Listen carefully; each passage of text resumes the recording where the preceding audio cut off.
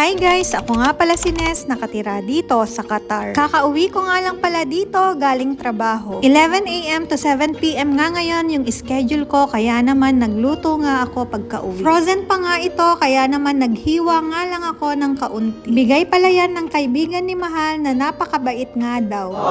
Gusto ko nga rin sanang magluto nitong sausage, kaso nga lang frozen pa. Wala pa nga kaming ilaw dito sa kusina, kaya naman inintay ko nga munang magkailaw. After nga nilang ayusin yung ilaw namin, nagmadali na nga rin akong magluto. Inisa-isa ko na nga ring hugasan itong pechay dahil ayaw ko nga kumain ng lupa.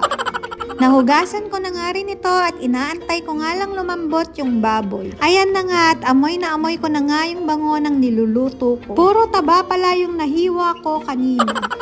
Kaya naman good luck na nga lang sa atin. Sa mga nagtatanong nga at halos wala nga akong post ngayong buwan, tinatamad nga lang ako dahil restricted nga na naman tayo.